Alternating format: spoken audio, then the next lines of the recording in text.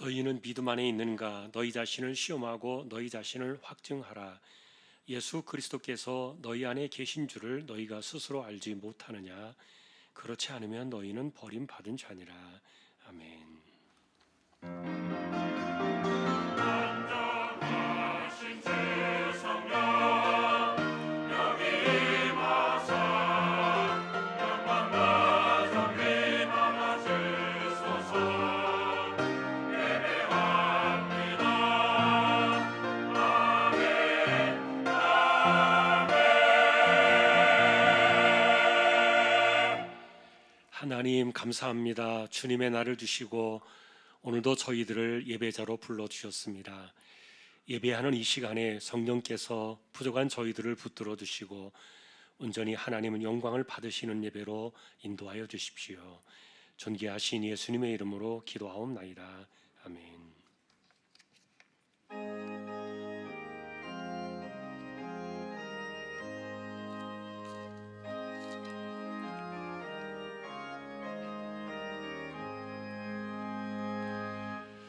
만복의 근원 하나님 온 백성 찬송 드리고 저 천사여 찬송하세. 찬송 성부 성자 성령.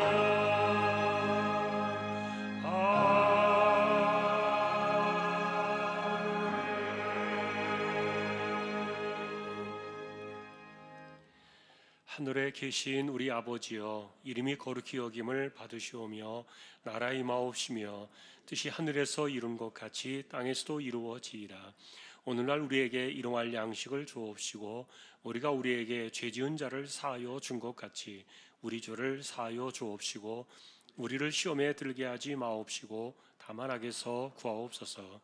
대개 나라와 권세와 영광이 아버지께 영원히 있사옵나이다. 아멘.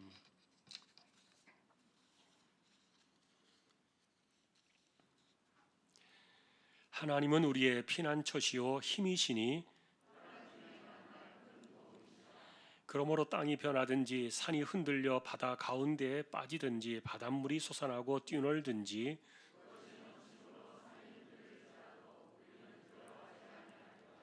한 시내가 있어 나뉘어 흘러 하나님의 성 곧 지존하신 이의 성소를 기쁘게 하도다.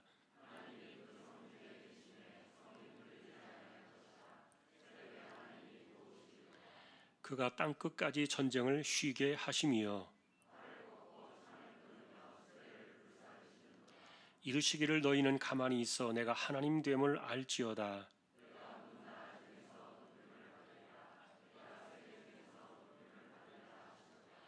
만군의 여호와께서 우리와 함께 하시니 아멘.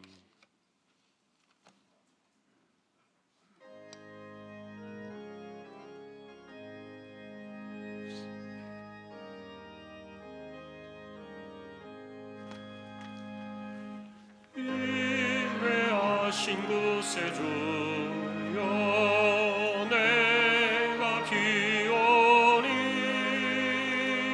죄인 오라실 때에 날 부르소서. 주여 주여 내가 비오니 죄인 오라실 때에 날 부르소서. 자비하신 보좌 앞에 꿇 엎드려 자복하고 회개하니 믿음 주소서. 주여 주여 내가 비오니 죄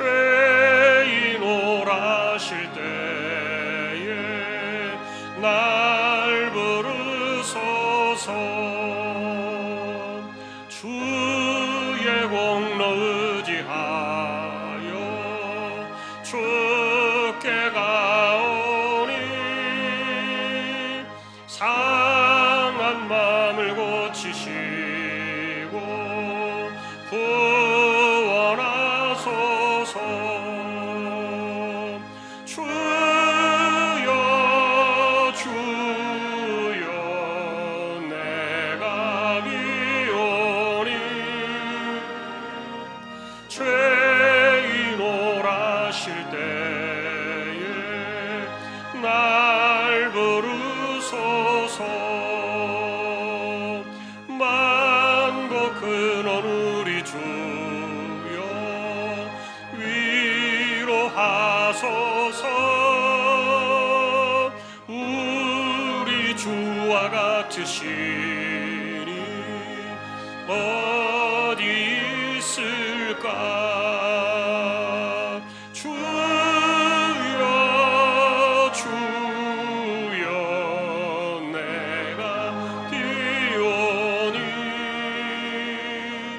죄인 오라실 때에 날 부르소서.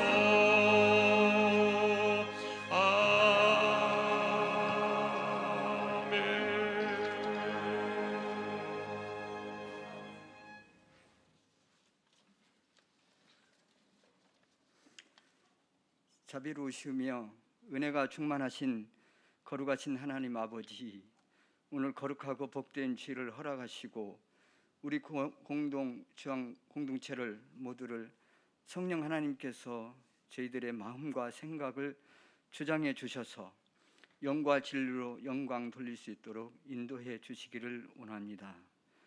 이 한 시간은 집중하여 예배의 감격이 되어 하나님께서 받으시는 거룩한 예배가 되기를 간절히 기도드립니다.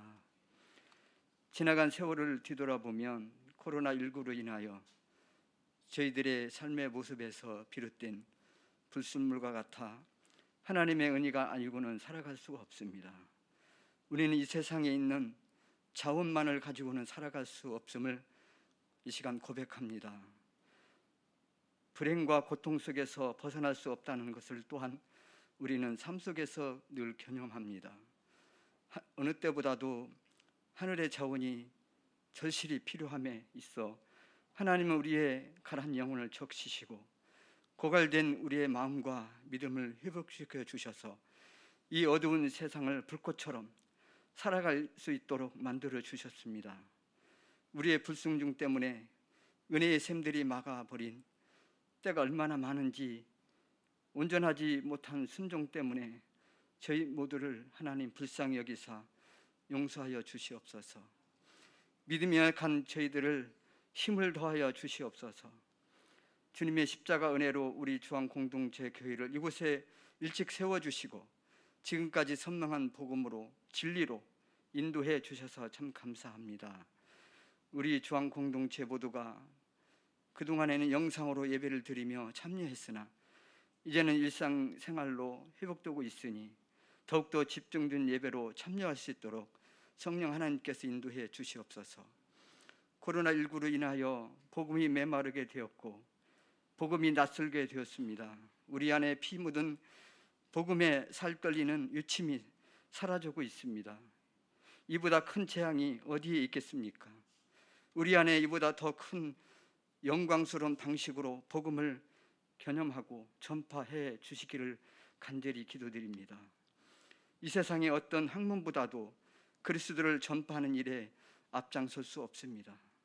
주님께서는 저희 모두에게 복음의 감격을 유지하고 그 무한한 기쁨을 누릴 수 있는 존재로 살 수 있도록 저희들에게 힘을 더하여 주시옵소서. 선교지 미얀마, 라오스, 네팔, 개척한 김포 주한교회를 성령께서 코로나 시대 속에서도 견고하게 세워져 가고 교회와 선교지가 되게 하시며 경제적 어려움 때문에 힘겨워하시는 지체들에게 기도할 힘을 더해 주시며 어르신들에게도 강건함과 코로나부터 안전하시도록 지켜주시니 감사합니다. 이 나라 민족을 사랑하시는 하나님 아버지, 모든 일에 하나님의 주권이 있음을 고백합니다. 그러나 인간들은 교만하고 안악하여 그 하나님의 주권에 도전하며 거역하여 패망의 길로 가곤 합니다. 겸손하고 정직한 대통령과 유정자들이 되어 헛된 욕망과 교만에 빠지지 않도록 간섭하여 주시옵소서. 현재 전쟁 중에 있는 우크라이나를 생각하사 전쟁을 멈춰주시고 하루속히 그 나라가 평화를 되찾을 수 있도록 성령 하나님께서 인도해 주시옵소서. 우리 주한교회 다음 세대에게 성령께서 지속적인 말씀이 그들의 마음을 적시고 영혼을 만지시서 그들의 꿈과 비전이 여호와께만 바라는 인생들이 되고, 특별히 고3들에게 그동안 땀 흘리며 열심히 기도하며 노력한 결과가 꼭 하나님께 기쁨으로 영광 돌릴 수 있도록 믿음의 일꾼들이 되게 하여 주시기를 간절히 기도드립니다. 이 시간 담임 목사님께서 준비된 생명의 말씀을 증거하실 때 성령으로 충만케 붙들어 주시고 말씀을 듣는 저희 모두에게 집중력을 주시며 상한 심령을 만지시고 선명한 복음의 진리를 통해 단 하루도 예수 그리스도의 십자가 은혜 없이는 살아갈 수 없음을 고백되고 참된 신자로 살아갈 힘을 얻으며 주님의 성품을 담고 우리의 마음 지킴이 있는 건강한 예배가 되기를 간절히 기도드립니다.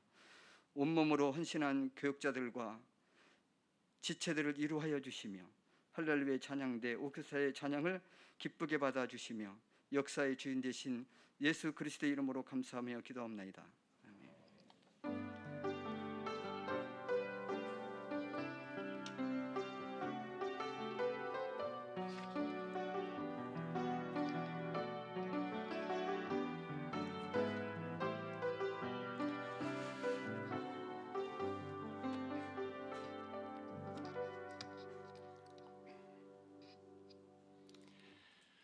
하나님 말씀 함께 봉독하겠습니다. 로마서 8장 30절이 되겠습니다. 신약성경 250페이지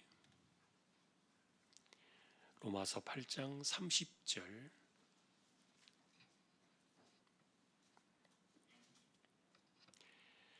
함께 봉독하겠습니다. 또 미리 정하신 그들을 또한 부르시고 부르신 그들을 또한 의롭다 하시고 의롭다 하신 그들을 또한 영화롭게 하셨느니라. 아멘. 교회 소식 말씀을 드립니다. 주보 12쪽 같이 보아주시기 바랍니다. 이번 주 성경 읽기는 욥기 18장에서 시편 18편까지가 되겠습니다. 어제까지 적립된 낙헌예물 21,781원, 31.67% 적립이 되었습니다. 7월 첫 주에 세례식 있습니다. 함께 일정을 참조해 주셔서 준비해 주시기를 또 바랍니다. 그리고 지난주에 광고드렸던 그 일반 공공도로 큰 길가에 차를 주차하는 것은 주일날만 해당이 됩니다. 다른 날들은 아니고요. 주일에는 예배 시간에 주차를 합법적으로 할 수 있습니다. 그렇게 또 참조하시기 바랍니다.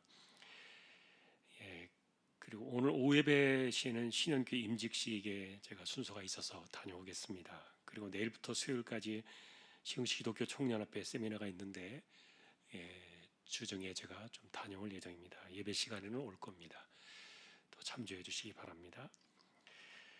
오늘 아래 광고는 클릭헤어 이명자 집사님 대야동의 사업장 소개되고 있습니다. 기도해 주시기 바랍니다. 다른 소식들은 주보를 보아주시면 되겠습니다. 이제 하나님 앞에 예물을 드리는 시간입니다. 정성껏 준비하신 예물을 하나님께 드리겠습니다.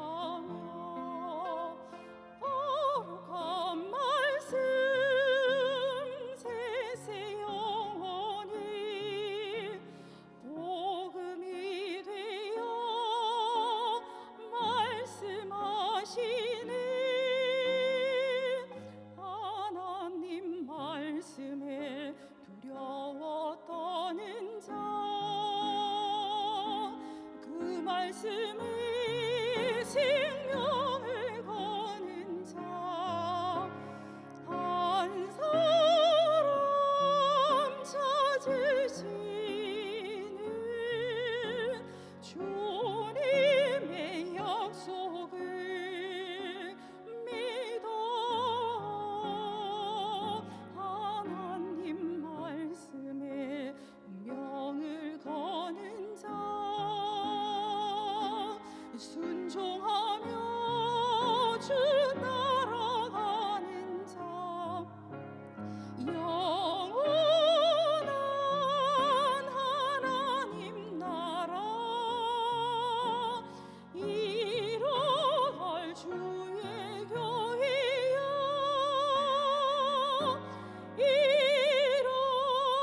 일어나라.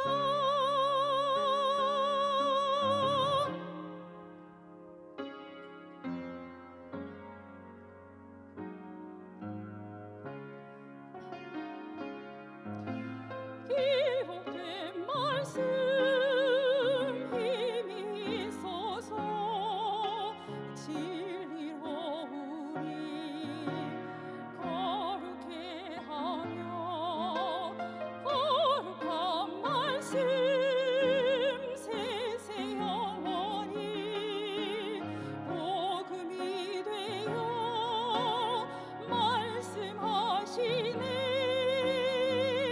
하나님 말씀에 두려워 떠는 자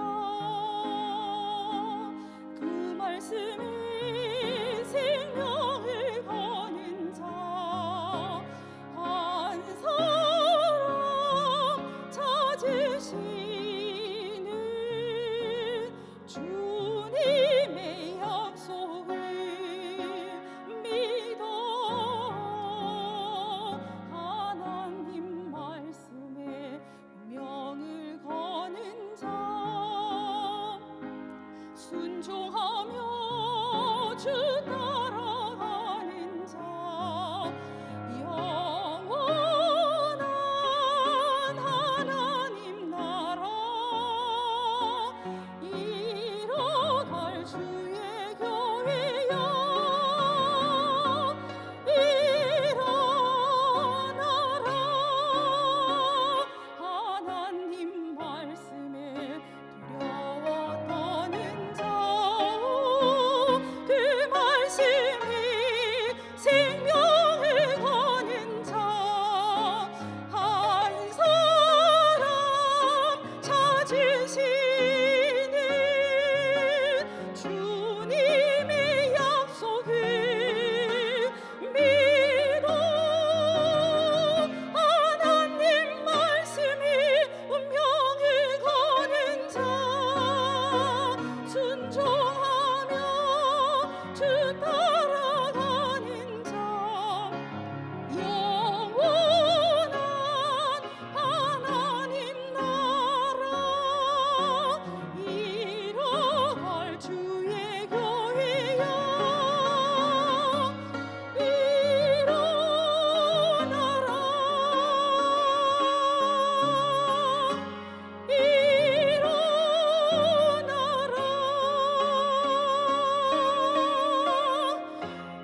이루실 주님의 약속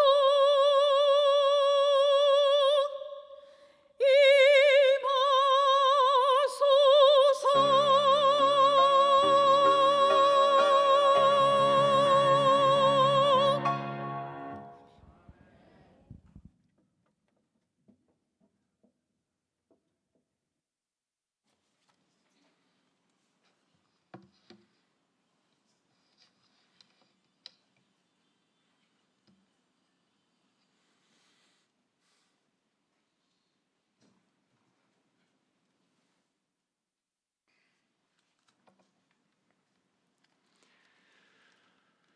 찬양으로 섬겼습니다. 감사합니다. 하나님, 거룩한 말씀이 우리의 삶에서 일어나는 승리자의 길을 걸어가는 저희 모두 되게 하여 주십시오.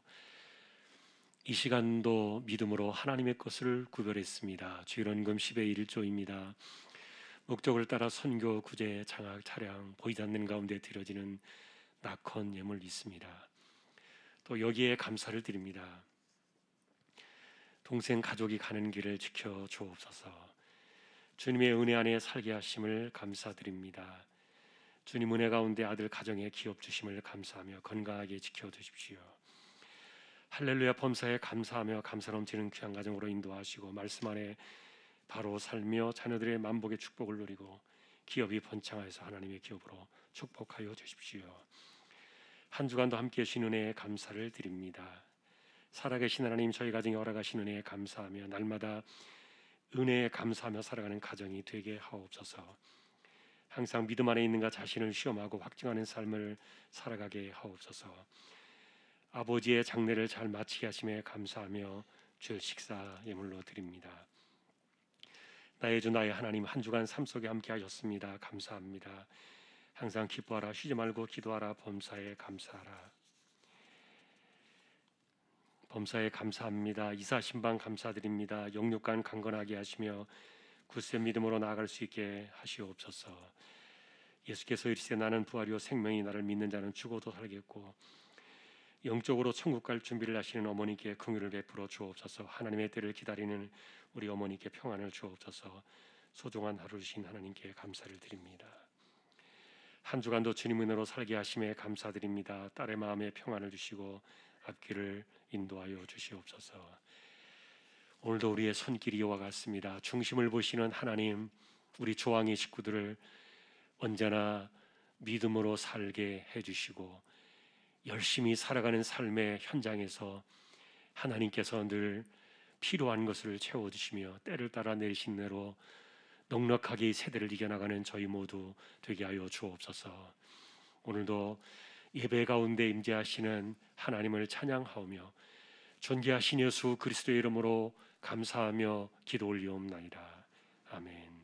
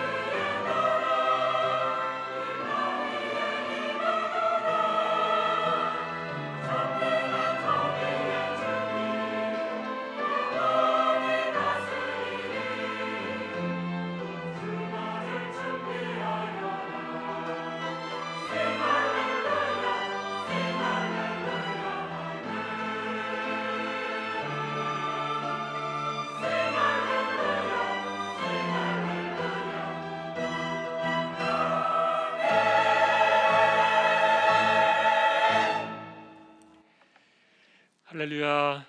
하나님 감사합니다.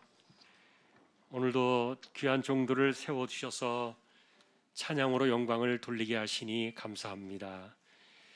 하나님, 이 시간은 이제 저희가 말씀 앞에 서려고 합니다. 부족한 종과 저희 모두를 말씀으로 충만하게 인도해 주십시오. 존귀하신 예수님의 이름으로 기도합니다. 아멘. 평안하셨습니까? 오늘도 말씀 앞에 서게 된 저와 여러분들에게 주님의 평강이 함께 하시기를 예수님의 이름으로 축복합니다. 지난주는 오순절 날이었습니다. 성령 강림 주일이었죠. 오순절의 핵심은 성령께서 오신 사건입니다. 여러분, 성령이 누구이십니까? 웨스트민스터 신앙고백서에 보니까 영원하신 하나님과 그의 아들 예수 그리스도에게서 영원히 나오시는 하나님의 영이시다. 그분은 하나님이시며 영이십니다. 예수님께서는 우리를 거듭나게 하시는 분이 성령이라고 하셨고요. 여러분, 거듭난다는 말 많이 들어보셨을 거예요. 우리가 예수님을 믿을 때 내가 다시 태어난다, 그런 뜻 아닙니까? 그렇게 말하는 이유는 크게 두 가지가 있습니다. 첫째는 우리가 예수 그리스도의 십자가의 은혜로 죄와 형벌의 사망의 그늘에서 벗어났기 때문입니다. 또 다른 하나는 하나님의 백성, 하나님의 자녀가 되어서 하늘 호족에 그 이름이 입적이 되었기 때문입니다. 문제는 이와 같은 이 두 개의 사건을 집행하시고 확증해 주시는 분이 성령이십니다. 그러니 성령이 오신 그날 이후로 우리가 예수님을 구주로 믿을 때 성령께서는 여러분들의 심령 안에 오신 겁니다. 자, 그런데 우리가 그것을 어떻게 한다 그랬습니까? 예를 들면은 내가 십자가가 믿어집니다. 그리고 부활이 믿어집니다. 그리고 말씀을 들을 때 성경이 깨달아집니다. 그리고 마음이 뜨거워집니다. 그리고 죄와 허물을 벗어나려고 애를 쓰고 그 죄사함의 은혜가 너무 크다는 것을 깨달아가면서 그 은혜가 내 인생을 지배해서 날마다 육신으로서의 나는 죽고 하나님의 자녀로서의 날마다 새로워지는 것. 자, 여러분, 조금 전에 그래서 다시 태어난 거듭남의 의미, 이게 두 개라고 말씀을 드렸는데, 여러분은 독생자의 십자가로 인해서 죄와 사망의 형벌에서 벗어난 사실을 믿으십니까? 십자가로 나의 죄가 다 지워졌다. 이것이 구원의 확정이고, 그리고 성령의 인치심의 사건입니다. 그리고 이것은 지금 현재 내 안에서 이루어진 우리의 사건입니다. 또한 저와 여러분들의 이름이 하늘 호족 생명책에 기록되어진 사실, 여러분 이것도 믿으십니까? 이건 역시 성령께서 보증하시는데 그것을 훗날 우리에게 미래의 시간 앞에서 완성되어지겠지요. 그래서 여러분, 이 구원에 대해서 이야기할 때 제가 예전에 두 개의 단어를 말씀드린 적이 있어요. 하나는 완전이라는 단어와 완성이라는 단어예요. 현재 우리에게 보증하신 성령의 구원은 완전합니다. 절대 불완전하지 않습니다. 그러나 이 완전한 구원은 완성을 향해서 가고 있습니다. 하나님의 아들이 다시 오실 그날에 우리의 구원은 완성에 이를 겁니다. 자, 그렇다면은 우리가 예수를 믿는 순간에 예수님을 나의 구주로 내가 마음속에 영접하던 그때 성령께서 우리 안에 오셨는데, 그러면 성령이 우리 안에 오시면서 내가 예수 믿기 이전에 살아왔던 지난날의 모든 죄는 다 덮어지는 것입니까? 맞습니다. 십자가의 피로 우리의 모든 죄를 지우십니다. 누가 하십니까? 성령이 하십니다. 아니, 그래도 예수 믿고 나서 또 우리가 죄를 짓지 않습니까? 그것도 분명합니다. 확실히 우리는 온전하지 못하기 때문에, 연약하기 때문에 죄는 또 지을 수 있을지 모릅니다. 또 지을 수밖에 없을 겁니다. 그러나 성령께서 우리 안에 오신 이후에 우리가 짓는 죄는요, 죄가 지어지는 그 시간 실시간으로요, 십자가의 피로 이것을 지어내시는 분이 성령이세요. 죄라는 개념을 그렇게 성령께서 십자가의 피로 이거를 도말해 나가는 건데, 그럼 이런 시간은 언제까지냐? 그리고 몇 번이냐? 몇 년이냐? 유통기한이 혹시 있으십니까? 기한이 없습니다. 여러분들이 예수 믿는 그 순간부터 세상을 떠나서 천국 가는 그날까지, 아니면 주님께서 다시 오시는 그날까지 우리의 허물과 죄를 십자가의 피로 계속 지어내시면서 우리의 구원을 지켜주시는 분이 성령이십니다. 이런 일을 생각하면 성령이 오신 이 사건이 얼마나 중요한가를 아실 거예요. 우리의 죄를 씻어내시고 우리의 구원을 결정짓는 결정적인 그런 사건이 바로 성령의 오심인, 바로 이 내주하심의 사건이기 때문에 그래요. 그러면 여러분, 성령께서는 그 일만 하시는 것입니까? 아닙니다. 우리가 좀 더 효과적으로 하나님의 일을 더 잘하기 위해서 사모하고 간구하는 사람들에게 은사를 충만하게 부어주시기도 합니다. 또 내가 인생을 살아가면서 무엇을 기도해야 될까, 기도할 바를 알지 못하고 우리가 방황하고 있을 때 우리에게 적절한 기도를 해주시는 분이 성령이십니다. 그것만이 아니라 우리가 거듭난 백성으로, 구원받은 백성으로 끝까지 그 신분을 유지하면서 살아갈 수 있도록 지켜내시고 인도하시는 분이 성령이십니다. 여러분, 우리는 그것을 가리켜서 구원의 서정이라 그렇게 불러요. 서정이라는 이 말은 차례 서자에 길 정자입니다. 마치 여러분, 이 광야와 같은 인생의 나그네 길을 걸어갈 때 길목마다 오아시스가 있는 것처럼 성령께서 우리에게 내가 구원의 길을 가고 있구나, 내 길이 틀어지지 않았구나, 엉뚱한 데로 가는 게 아니구나, 내가 정말 천국을 향해서 가고 있구나, 이런 것들을 확인시켜주는 길목의 사건들이 있어요. 이걸 구원의 서정 그렇게 불러요. 바울은 오늘 그것을 오늘 읽으신 30절의 이 구절에서 4개의 이야기로 정리했어요.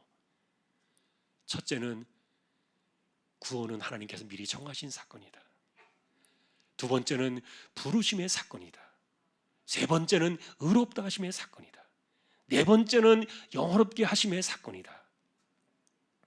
이 4가지를 정리해 주었는데, 이것을 조금 더 이렇게 부채를 펴듯이 쭉 펼쳐보면 일반적으로 8개로 좀 더 확장이 돼요. 첫째는 부르심이 있다. 두 번째는 거듭남이 있다. 세 번째는 회심의 사건이 있다. 네 번째는 칭의의 사건이 있다. 다섯 번째는 양자됨의 사건이 있다. 여섯 번째는 성화의 사건이 있다. 일곱 번째는 견인의 은혜가 있고, 마지막 8번째는 영화에 이를 것이다. 이것이 우리를 구원으로 이끌어가는 길목에서 만날 수 있는 구원의 서정이에요.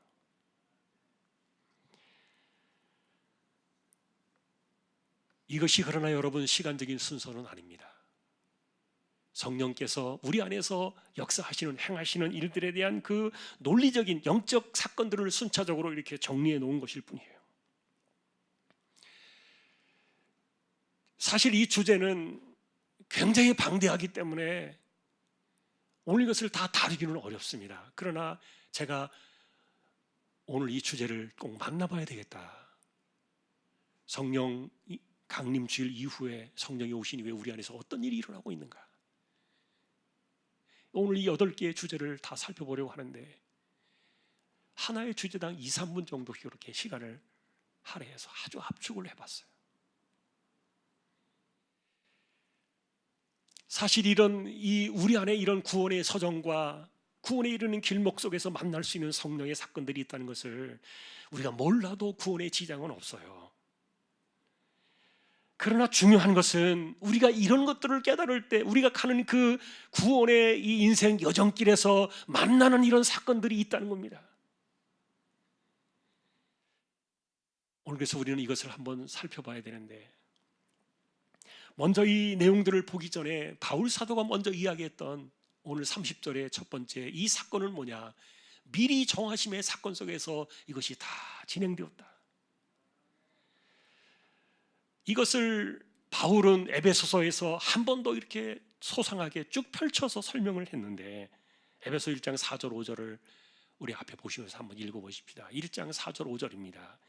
곧 창세전에 그리스도 안에서 우리를 택하사 우리로 사랑 안에서 그 앞에 거룩하고 흠이 없게 하시려고 그 기쁘신 뜻대로 우리를 예정하사 예수 그리스도로 말미암아 자기의 아들들이 되게 하셨으니. 아멘. 하나님이 우리를 택하셨다. 하나님이 우리를 예정하셨다. 이와 같은 구절을 바울은 오늘 30절에서 미리 정하셨다라고 이렇게 딱 압축을 했는데, 이것을 창세전에 하셨다는 거예요. 그리고 그리스도 안에서 하셨다는 거예요. 아마도 여러분들은 이 구절을 잘 보실 때 약간의 혼란을 겪을 수 있는 오해의 소지가 있어요. 그것은 뭐냐면, 첫째는 창세전이라는 시간이고요, 또 하나는 그리스도 안에서라는 공간이에요. 자, 왜냐하면은 그렇다면 하나님께서 창세전에 우리를 택하셨다면은 하나님께서는 인간을 지으실 때 타락할 수밖에 없도록 그렇게 지으셨다는 말인가? 그리고 그리스도를 십자가에 죽을 수밖에 없는 그 처음부터 그런 계획으로 하나님이 설계를 하신 것인가? 그렇다면은 인간의 타락에 대한 책임과 독생자의 십자가의 그 사건에 대한 책임은 하나님께서 지셔야 되는 것 아닌가? 깊은 오해를 낳을 수도 있어요. 더구나 내가 태어나기도 전에 나를 택하셨다는 말인가? 이게 운명인가? 이런 오해도 낳을 수가 있는데, 그러나 여러분, 이것은 우리가 시간을 강조해서 낳은 오해들이고요, 실제로 바울이 우리에게 전하고 있는 이 구절의 핵심은요, 예수 그리스도 안에서라는 공간적인 선택이 강조되어야 돼요. 다시 말하면 이 구원의 주체가 하나님이시다, 이것을 강조한 것인데, 정리하면 이렇습니다. 이미 오래전에 하나님께서는 우리 타락한 인간들을 구원하기 위하여 독생자를 주시기로 작정하셨다. 왜냐하면은 그분이 제물이 되셔야만 하는, 우리에게 구원을 줄 수밖에 없는 이 어쩔 수 없는 불가피한 이 구조적인 사건 때문인데, 예를 들면 여러분, 죄가 죄를 대신할 수 없잖아요. 죄인이 죄인을 대신할 수는 없잖아요. 그러니 이 땅에서 어느 누가 죄와 이 사망의 저주를 풀어낼 수 있겠습니까? 답은 딱 하나밖에 없는 거예요. 죄 없으신 독생자, 그분만이 유일한 대안인 거예요.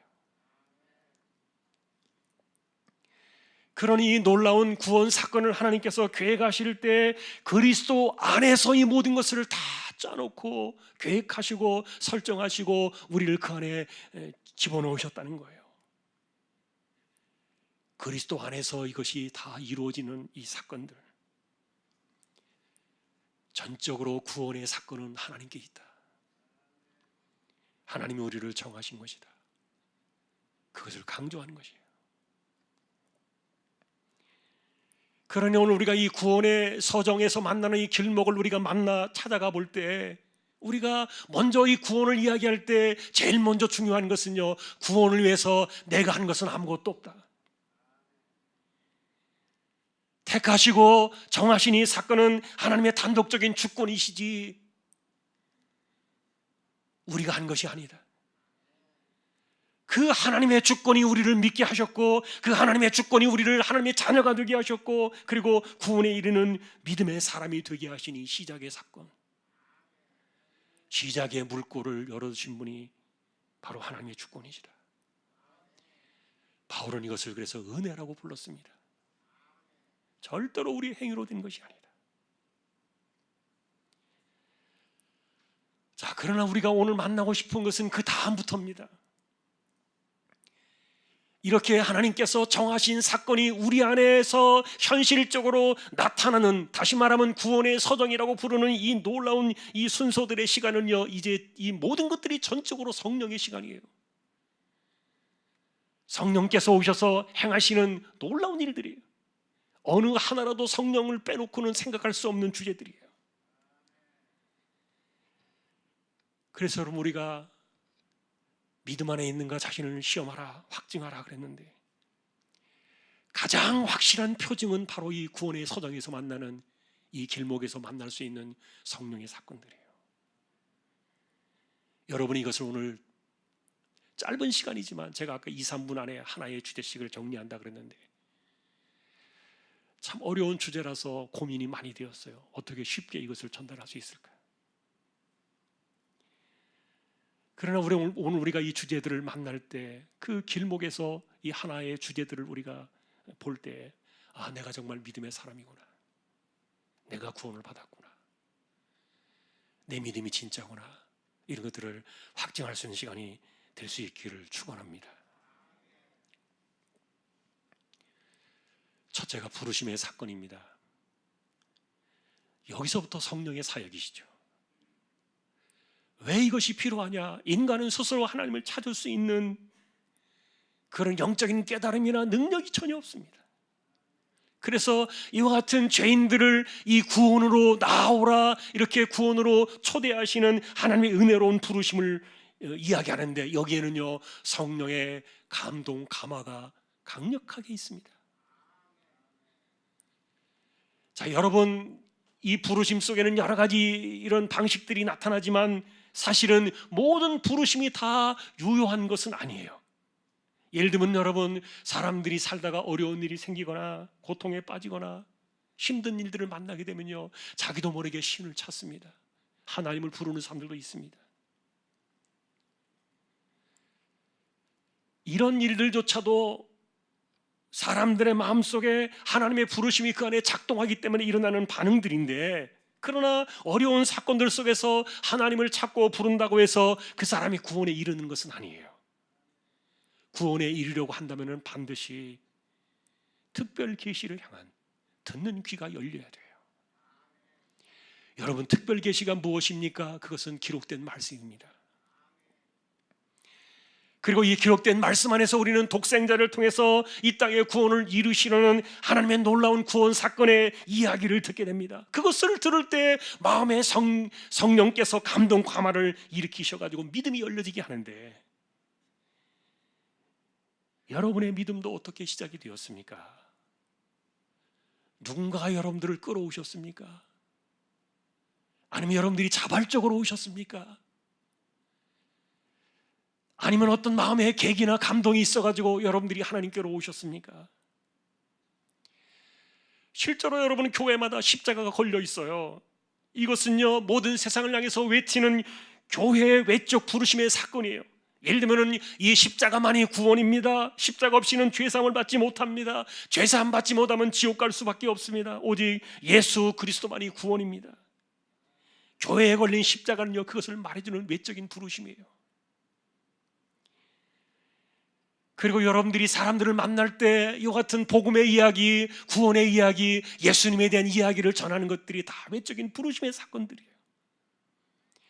그럼에도 아마도 여러분들은 그런 사람들을 통해서 시큰둥하게 나타나는 반응들을 보셨을 거예요. 죄사함이 뭔지, 지옥이 뭔지, 십자가가 뭔지, 구원이 뭔지, 이런 이야기를 들을지라도 마음을 움직이지 않는 사람들이 많다는 거예요. 그러나 반면에 여러분들이 여기에 계신 것처럼 십자가를 듣고, 그 다음에 죄사함의 이야기를 듣고, 지옥에서 건짐받는 이 놀라운 구원 사건의 이야기를 들을 때 마음이 뜨거워지고 십자가를 향해서 마음이 열리는 사람들이 있습니다. 이것이 성령의 내적인 부르심이에요. 성령의 감동, 감화의 사건이에요. 복음을 들을 때 그 심령 안에서 이 구원의 서정에 이르는 이 첫 번째 길목에 서게 되는 사람들을 말하는데, 이들이 바로 부르심의 은혜를 입은 첫 번째 사람들이에요. 두 번째는 중생이라고 부르는 거듭남의 사건입니다. 바울은 우리가 예수 믿을 때 허물과 죄로 죽은 인생이라고 불렀던 거기에서 벗어나 우리는 새로운 피조물이 되었다, 그렇게 말해 주었어요. 예수님 역시 거듭나지 않으면 천국에 들어갈 수 없다 말씀을 하셨고요. 성령께서 그래서 마음에 감화를 일으켜가지고 이 복음에 듣는 귀가 열리게 하셔서 이 부르심의 사건 속에 내가 동참하게 되는 것인데, 그래서 이 중생 거듭나게 하시는 이 역사 역시 하나님께서, 성령께서 단번에 우리 안에서 일으키는 내적인 사건이에요. 여러분이 거듭남의 이 사건은요, 한 번, 두 번 계속해서 일어나는 사건이 아니에요. 평생에 단 한 번이에요. 내가 예수 믿을 때 일생에 단 한 번 내 안에서 일어나는 이 놀라운 사건인데, 그래서 이 거듭남의 사건은요, 옛날에 내 인생은 지나가고 이제는 내가 하나님 앞에서 새로운 인생으로 살아가겠다는 그런 근본적인 변화의 사건이에요. 내가 원하거나 내가 결단해서 이루어지는 도덕적인 변화가 아니라 사람이 손댈 수 없는 불가항력적인 성령의 역사라는 말이에요. 그래서 여러분이 이 중생의 사건은요, 절대로 취소되지 않아요. 한번 하나님의 자녀로 거듭나면 영원한 하나님의 자녀입니다. 성령께서 우리에게 영원한 인을 치셨기 때문이에요. 자, 그런데 예수님께서 이렇게 거듭남의 사건을 믿음에 이르게 된 이후에 깨달을 수 있다 그랬어요. 예를 들면은 바람 부는 소리를 들어도 바람이 어디서 와서 어디로 가는지 알지 못하는 것처럼 성령으로 난 사람도 처음에는 이와 같다 그랬어요. 그러니 여러분, 구원파 이단들이 주장하는 것처럼 이 거듭난 중생의 날짜는 날짜와 시간을 알아야만 구원받은 것이다라고 말하는 이런 것들은요, 굉장히 미혹되는 것이죠. 성령으로 난 사람은 때가 될 때 내가 거듭났다는 사실을 스스로 알 수 있다. 바울 역시 가르쳐 주었어요. 그래서 내가 복음의 귀가 열려지고 말씀에 대한 깨달음이 나타나고 내 마음이 뜨거워지고, 그리고 내가 성령으로 거듭난 사람이 되었다는 사실을 우리가 눈이 열려서 바라보기 시작할 때, 아, 내가 거듭난 사람이구나. 거듭남의 길목에 내가 있었구나. 이것은 평생에 단 한 번이 일어나는 사건이에요. 여러분은 거듭나셨음을 확인할 수 있습니까? 성령의 사람이 되셨습니까? 하나님의 나라를 소망하실 겁니다. 그리고 주님을 구주로 마음속에 모신 사실을 여러분이 확인할 수 있을 겁니다. 여러분, 거듭나야만 주님을 영접할 수 있는 거예요. 세 번째는 회심 사건입니다.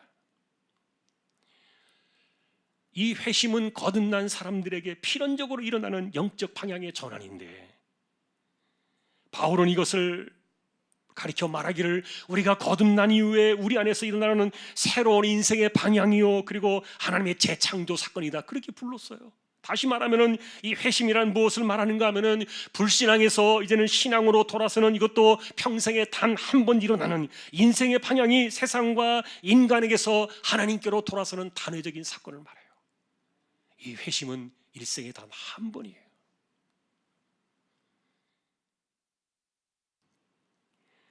그동안에 하나님 없이 살아왔던 내 인생이 이제는 앞으로는 하나님과 함께하는 신앙의 삶을 살아가는 이런 방향의 전환을 이야기하는데, 그래서 내가 예수 믿고 난 이후에는 불신앙으로 돌아갈 수도 없고 또 돌아서지도 않는 영원한 인생의 방향을 틀어버린 이 터닝 포인트의 사건이 바로 회심이에요. 바울은 이것을 추가로 이렇게 설명해 주었습니다. 어떤 사람이 회심한 사람인가? 이제 다시는 나를 위해 살지 아니하고 오직 나를 위해서 목숨을 내어두신 그 하나님의 아들 예수 그리스도를 위해서 나는 사는 사람이다. 인생의 목표와 방향이 바뀌어진 사람들을 회심의 길목에 세워놓은 사람들이에요.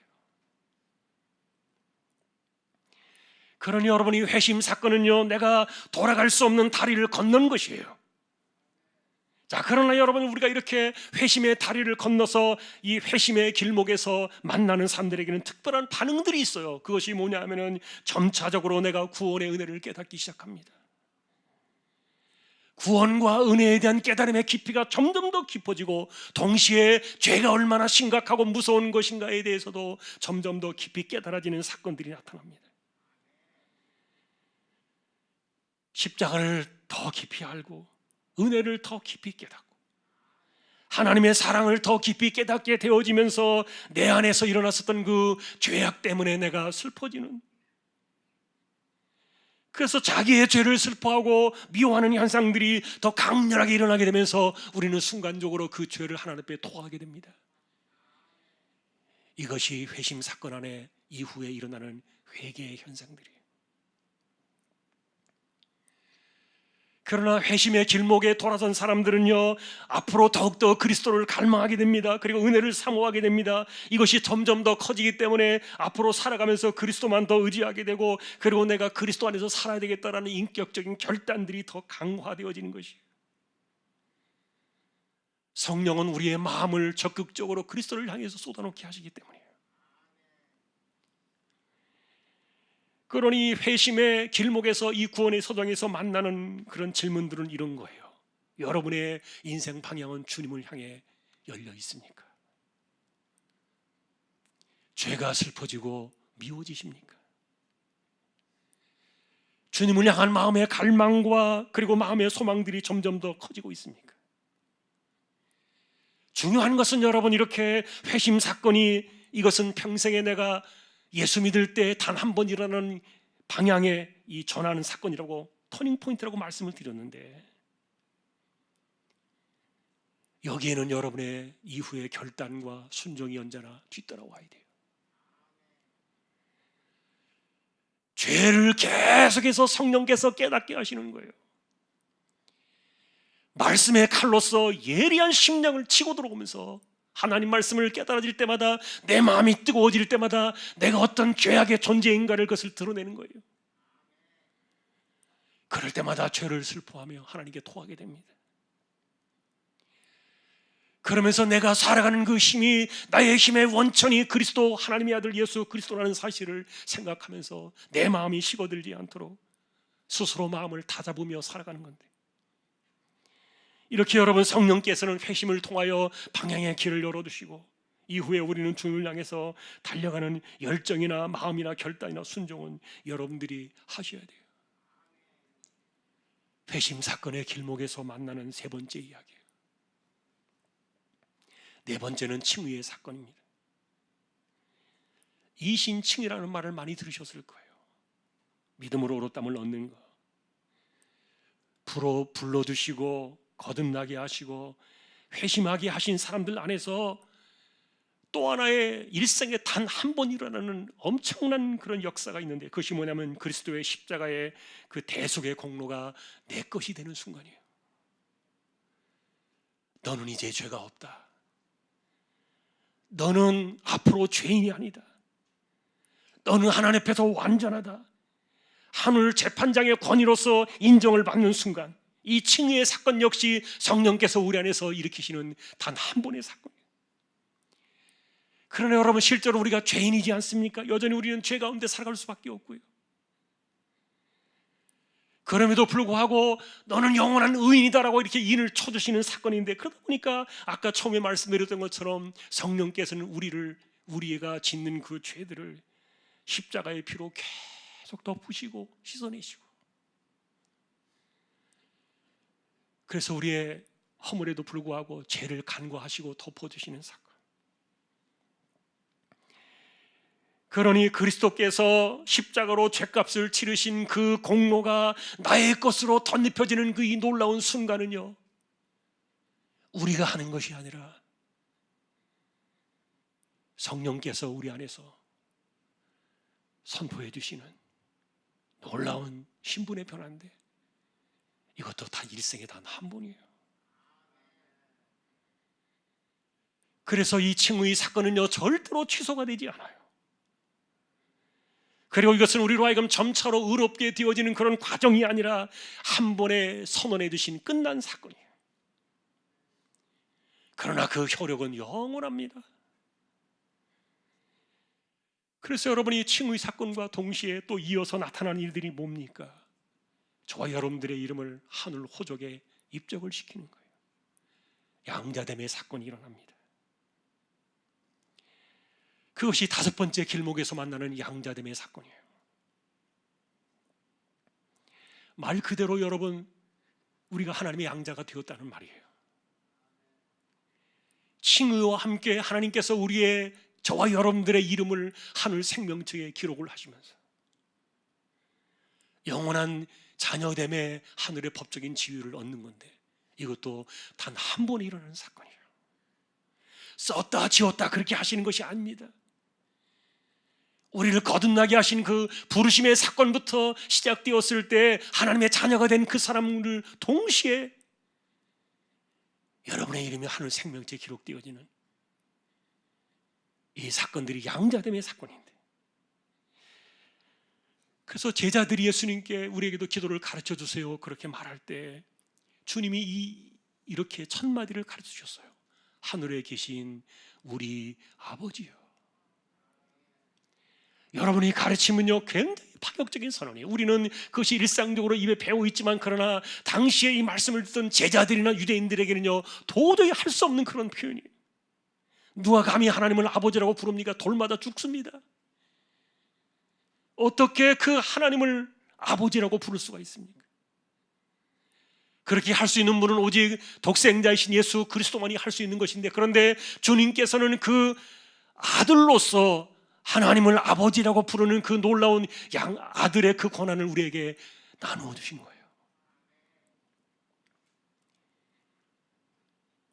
이것은 우리 역시 독생자 예수님과 똑같은 아들의 자격으로 이제는 너희가 하나님을 아버지라 부르라.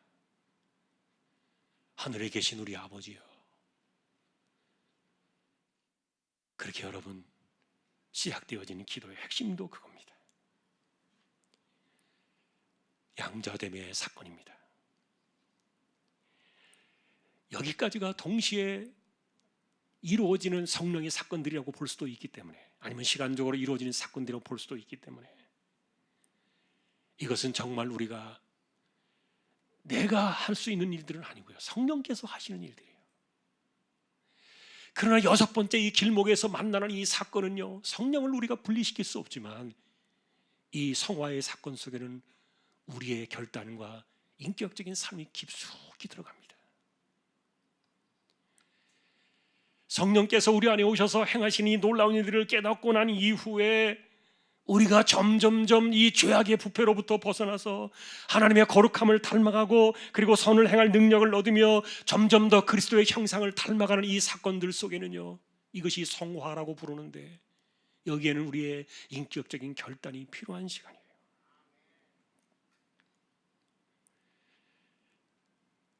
성령께서는 우리에게 말씀하실 겁니다. 우리가 삐뚤어 나갈 때 당신은 거듭난 신자가 아니냐? 내가 당신의 죄를 제어하며 십자가의 피로 당신의 죄를 씻어내고 있지 않느냐? 옛사람은 지나가고 새로운 피조물로 새로운 사람이 되지 않느냐?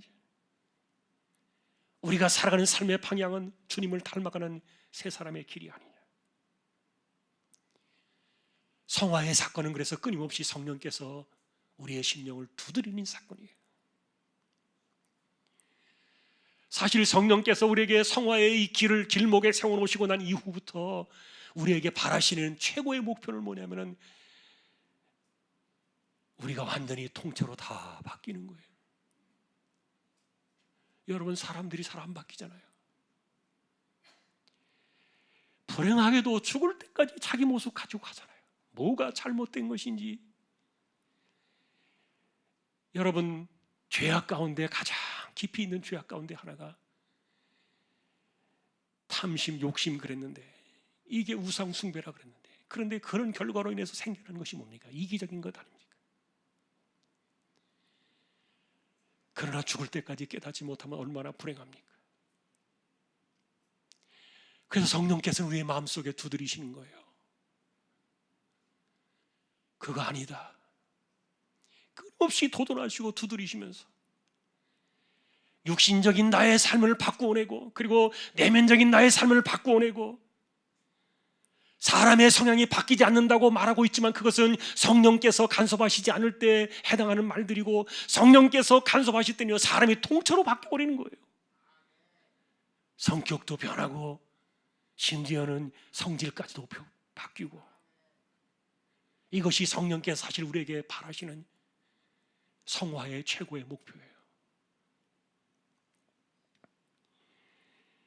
그러니 여러분, 우리는 이런 것들을 깨달을 때 우리가 성화의 길목에 있다는 이 성령의 이 마음속의 감동과 감화와, 그리고 말씀의 칼로 우리를 도려내실 때, 우리가 그 앞에 설 때마다 우리는 어떤 변화를 생각해야 되느냐? 하나님의 영광을 위한 내 삶의 방향을 우리는 끊임없이 점검해야 돼요. 나는 정말 하나님을 영화롭게 하며 하나님을 즐거워하며 하나님을 기쁘시게 하며 하나님께 영광을 돌리는 삶으로 나의 인생의 방향이 정해져 있는가? 나는 그 길을 가고 있는가? 끊임없이 자신을 살피는 것. 이 성화의 시간은요, 성령께서 우리에게, 여기에는 성령께서 단독적으로 하시지 않아요. 단번에 이루어지는 것도 아니에요. 죽을 때까지 우리로 하여금 끊임없이 깨닫게 하시며 결단하게 하시는 시간이에요. 그러나 여러분, 여기에는 7번째 성도의 견인이 나옵니다. 견인이라는 이 단어는요, 끝까지 견고하게 참는다 그런 뜻인데, 우리가 참는다는 말이 아니라 하나님이 우리를 참으신다는 그런 말이에요. 그런데 아까도 말했던 것처럼 우리는 하나님의 자녀가 되고 난 이후에 이 성화의 삶을 살아가야 되는데, 성령께서 끊임없이 감동을 하시지만 우리가 그렇지 못하고 거기에 반응하지 못하고 여전히 인간의 모습을 가지고 있고, 여전히 내 성질대로 살고 내 모습대로 살고, 내가 어떻게 이기적이고 내가 얼마나 죄악된 모습인가를 생각하지 못한 채, 고치지 못한 채 이렇게 살아갈 때, 그럴 때 어떻게 하시는가? 그러면은 성령께서 아이고, 틀렸다, 너는 싹시 놀았구나, 버려버리실까요? 아닙니다. 그래서 이 7번째 성도의 견인의 은혜가 필요해요. 이 견인이라는 말을 다른 말로 하면 여러분, 레카차를 생각하시면 돼요. 차가 운행을 하다가 고장이 났어요. 길에 섰어요. 그러면은 그 차를 끌고 갈 수 있는 레카를 불러요. 뒤에 달고 가는 차가 레카차예요. 우리가 마찬가지로서 이 성화의 길을 걸어가는데 우리가 온전하지 못해요. 때로는 잘못된 방향으로 벗어날 수도 있어요. 고장난 차량처럼 인생길을 가다가, 신앙의 길을 가다가 멈추어 버릴 수도 있어요. 어떤 사람들은 교회를 떠나서 방황하는 사람들도 있어요. 그렇게 멈추어져 서 있을 때 폐차시켜버리고 버리는 것이 아니라 성령께서 레카차와 같이 그 인생을 달고 다시 움직이시는 거예요. 이게 성도의 견인이에요.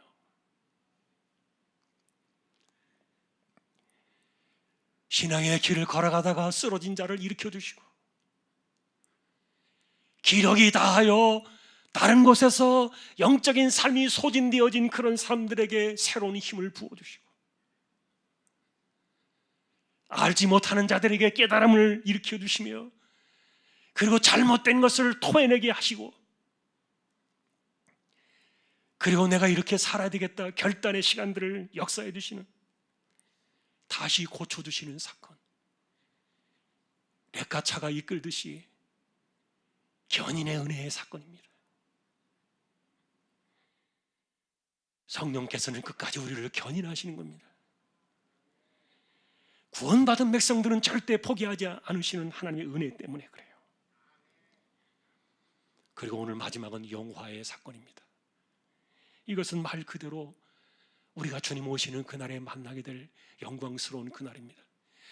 바울은 여러분, 우리가 주님 앞에 나아갈 때 주님이 다시 오시는 그날에 우리가 덧입게 될 그 육신의 몸까지도 이야기를 해주었어요. 그것은 첫 열매이신 그리스도처럼 우리가 닮아갈 것이다. 그래서 여러분, 예전에 제가 말씀을 드렸어요. 우리가 부활하게 되면 도대체 몇 살로 부활을 할까? 여러분, 천국 가서 우리가 다시 부활의 몸을 입을 때 나는 몇 살의 몸으로 다시 살아날까? 그 질문을 드린 적이 있어요. 여러분 그것에 대한 답을 기억하실 거예요. 그 답은 뭡니까? 에덴 동산에 아담을 지으셨을 때 나이가 없이 지으셨다, 그 말씀을 드렸어요. 타락하고 난 이후부터 아담의 나이는요 1살씩 카운트다운이 되었던 거예요. 동산에 있을 때 아담에게는요 하와에게는요 나이가 필요 없어요. 그러나 여러분 그것과 비교할 수 없는 더 신령한 몸으로 부활하게 되는 겁니다. 더군다나 가끔은 이런 생각을 해봅니다. 목마른 자들아 내게로 오라. 내가 너에게 원한 생명의 물을 주리라. 그리고 배고픈 자도 오라, 가난한 자도 오라, 값없이 와서 먹으라. 이런 그 천국에 대한 그 메시지들을 전하는 것을 보면은요, 이걸 가만히 생각해 보니까 평생 돈 한 푼 내지 않고 먹고 사는 거예요. 아, 영생이 그거구나. 내가 수고하지 않아도, 내가 노력하지 않아도, 내가 돈이 없어도 주님께서 당신의 그 십자가의 대속의 대가로 우리에게 주신 그 열매는 영원토록 목마르지 않게 하시고 영원히 배고프지 않게 하실 뿐만 아니라 영원히 굶주리지 않고 헐벗지 않는 그 영화에 이르는 날이 우리에게 오는 거예요. 우리는 그것을 소망하며 사는 겁니다. 여러분, 오늘 말씀은 여기까지입니다. 우리는 이것을 구원의 서정이라고 부른다 그랬습니다. 우리를 구원받은 백성으로 거듭나게 하신 이후에, 부르신 그 이후부터 영화에 이르는 그날까지 성령께서 간섭하시는, 그래서 지금은 여러분 성령의 시간이에요. 광야와 같은 나그네 인생길을 걸어가는 우리들에게 마치 이 구원이 내가 곁길로 벗어나지 않냐고 구원받은 백성이구나, 이것을 확인시켜주는 이 구원의 길목들에서 우리는 이런 것들을 확인해 보는 거예요. 성령께서 나를 부르셨구나. 성령께서 나를 거듭나게 하셨구나. 성령께서 나를 회심한 인생으로 살아가게 하시는구나. 성령께서 나에게 칭의의 은혜를 주셨구나. 성령께서 나로 하여금 영원한 양자의 그 하늘 입적의 사건을 주셨구나. 그래서 우리는 성화의 이 은혜를 깨닫고 달려가는 것이고요.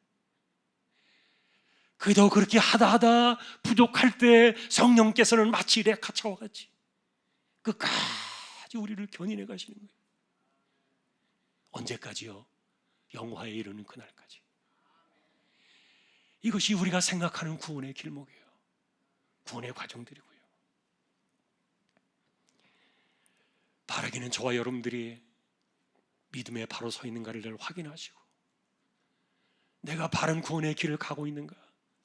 그러지 못할 때는 성령께서 우리 안에서 탄식하신다 그랬잖아요. 우리가 잘못된 일을 할 때 성령이 우리 안에서 얼마나 근심하실까. 여러분, 그와 같은 일들을 기억하면서 우리가 가는 길은 이 구원의 여정 속에서 영화에 이르는 그날까지 나그네의 길을 걸어가면서 성령으로 인도함을 받고 또 성령의 충만을 구하며 우리 이와 같은 이 길을 싸우며 나아가는 것입니다. 바라기는 저와 여러분들, 우리를 이와 같이 영원한 그날까지 지켜내도록 우리에게 성령을 부어주신, 성령을 보내주신 이 놀라운 이 사건들을 기억하면서 현재와 미래를 이어 영원한 믿음의 승리자로 우뚝 서는 저와 여러분들 가운데는 하나도 가라지가 없는, 하나도 염소가 없는 택함 받은 하나님의 백성들이 되어 승리할 수 있기를 존귀하신 주님의 이름으로 간절히 축원합니다. 찬양을 드리겠습니다. 285장입니다.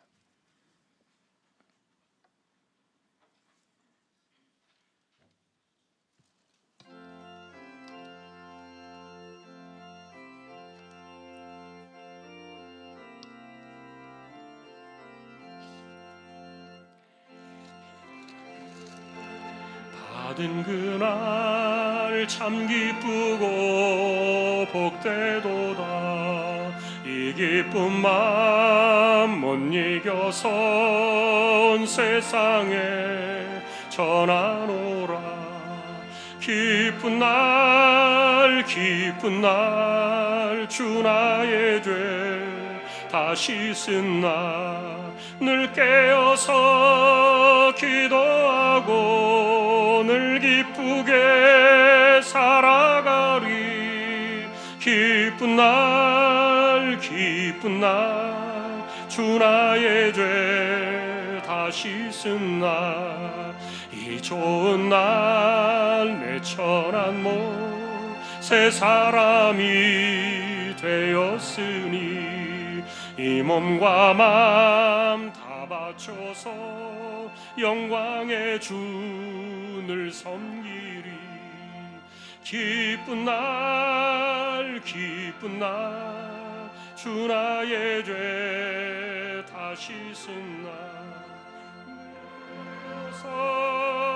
기도하고 늘 기쁘게 살아가리.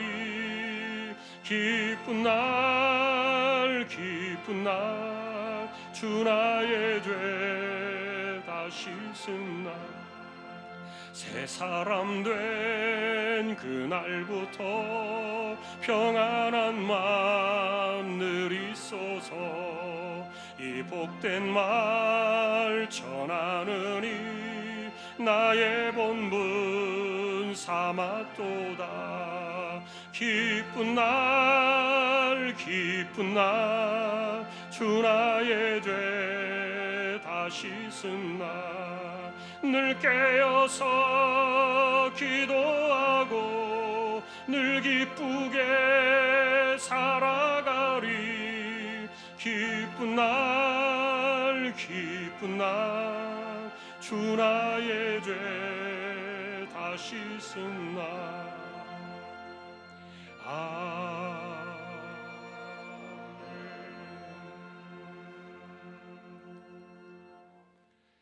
하나님 감사합니다. 오늘은 저희가 우리에게 보내신 성령께서 우리 안에서 행하시는 이 구원의 서정을 우리가 만나보았습니다. 우리가 알지 못하는 가운데 성령께서 우리 안에서 행하신 놀라운 일들이 많이 있음을 우리가 기억하며 우리의 구원의 영원한 보증이 되시는 분이 성령이심을 기억하고 영화로운 주님의 나라에 이르기까지 우리는 성령의 인도하심을 받아야 하고 성령의 충만함을 더욱 간구하며 더욱더 하나님이 바라시는 길을 향해 걸어가는 저희들 모두 다 되게 하여 주십시오. 오늘도 조항의 식구들을 의탁합니다. 이재용 집사님, 최태경 청년, 신비한 집사님, 조인성 청년, 김한솔 청년, 백경래 집사님, 조말순 집사님, 연약한 이들입니다. 암 치료하는 분들이 있습니다. 몸에 암을 안고 또 싸워야 하는 이들이 계십니다. 하나님께서 힘을 주시고 붙들어 주시고 이겨낼 수 있도록 몸과 마음에 하늘의 새 힘을 더하여 주십시오. 연세 많으신 분들 기력을 더하시며 맑은 정신 총기가 흐려지지 않게 하여 주옵소서. 이 세대를 살아가고 있습니다. 우리에게 구원은 영원한 것이고 이미 확정된 것이지만 이 땅을 살아가는 고단한 인생의 세월 속에서 우리가 더 많이 하나님을 의지하며 가난을 극복하고 질병을 이겨내며 죄와 싸워 이기고 악한 영들을 물리치며 이 땅에서 승리의 길을 걸어가는 거룩한 성화의 사건들이 우리 안에서 날마다 더 새로워지고 힘을 얻게 하여 주옵소서. 하나님 바라옵기는 우리를 고쳐두시고 우리를 붙들어 두시고 우리에게 새 힘을 주셔서 하나님이 허락하신 그날까지 열심히 주신 인생을 믿음으로 살아내다 갈 수 있는 저희 모두 조항의 식구들 다 되게 하여 주십시오. 선교지를 의탁합니다. 세우신 교회와 하나님의 나라와 백성들, 주님의 종들을 기억해 주시고 오늘도 교회 안팎을 돌아보아 주시며 주일학교를 지켜주시고 16명의 입시를 준비하는 고3 친구들과 또한 3명의 우리 다시 시험을 준비하는 우리 재수하는 친구들, 하나님께서 기억해 주시고 남은 시간에 지혜와 총명을 더해 주시기를 소망합니다. 코로나의 이 안개를 헤치고 지나가는 길목 속에서 다시 한번 우리에게 힘을 주시고 견인하시는 성령의 놀라우신 은혜와 능력으로 아직도 예배를 회복하지 못한 심령들에게 하나님께서 은혜를 주시고 그들의 마음을 일깨워 주시고 붙들어 주셔서 우리가 다시 제자리로 돌아올 수 있도록 하나님 역사하여 주시기를 소망합니다. 이 어둠의 세대를 이겨나가게 하여 주옵소서. 예배를 마치고 돌아갑니다.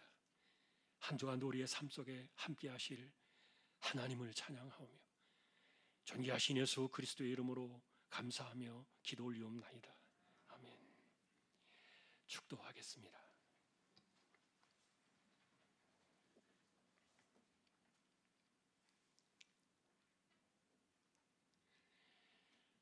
우리에게 영원한 생명을 주시기 위하여 십자가에 자신을 내어주신 우리 주님 예수 그리스도의 은혜와 하나님 아버지의 사랑과 성령님의 감화 감동 위로 인도 교통하심이 우리 안에서 예수님을 믿게 하시고 우리 안에서 놀라운 일들을 행하시며 우리로 하여금 영원한 그날에 이르기까지 우리를 지켜주시는 성령의 인도하심을 따라 승리하기를 원하는 우리 모든 심령들 주왕의 가족들 위해 이제로부터 영원까지 함께 있을지어다. 아멘.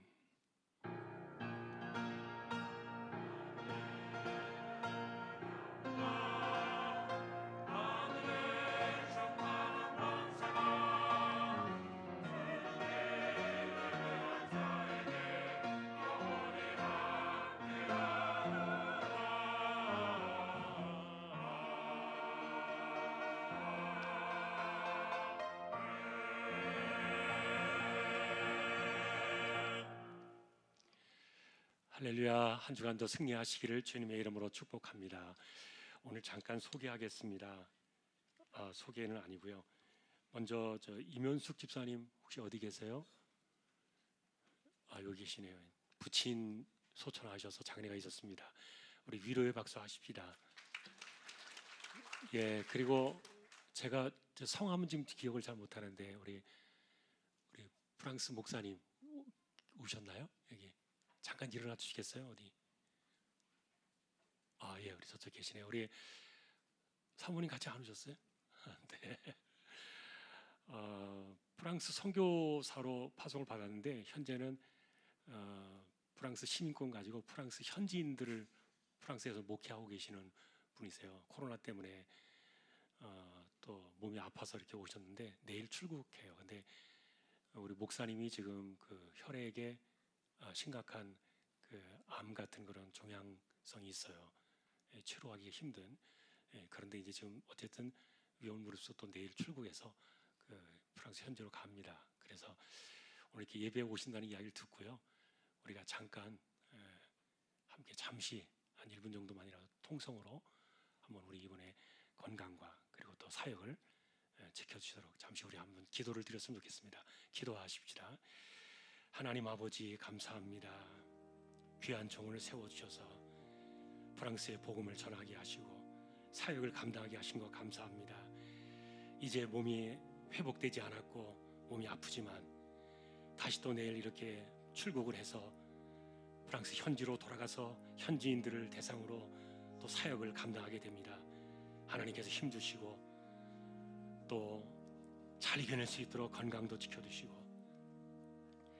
우리 몸에 있는 약함들을 하나님께서 붙들어 주셔서 주신 사명 하나님의 은혜 가운데 하나님의 허락하심의 그 능력으로 잘 감당할 수 있도록 지켜주시기를 소망합니다. 여정 속에 하나님께서 함께 하시고 늘 하나님 동행하시고 붙들어 주십시오. 감사합니다. 하나님 감사합니다. 제가 한 번 더 기도하겠습니다. 감사합니다. 하나님께서 세우신 귀한 우리 목사님 프랑스에 내일 출국을 해서 또 사역이 현지로 돌아가지만 몸에 암이 있습니다. 치료가 되지 않는 손댈 수 없는 그런 위험한 상황이지만 또 이렇게 나아가게 됩니다. 하나님께 지켜주시고 하나님만 바라보며 이 사역을 감당할 때 힘주셔서 그 사역지에서도 영광을 돌리고 하나님이 함께 하시는 그 능력으로 또 주어진 시간들을 잘 감당할 수 있도록 지켜주시기를 소망합니다. 몸을 하나님께서 붙들어 주시기를 부탁합니다. 사모님과 아이에게도 하나님께서 은혜를 주시고 가는 그 여정 속에 하나님 동행하여 주옵소서. 존귀하신 예수 그리스도의 이름으로 감사하며 기도 올리옵나이다. 아멘. 감사합니다. 또 승리하시기를 바랍니다. 우리 교제 찬양 1절 함께 하겠습니다.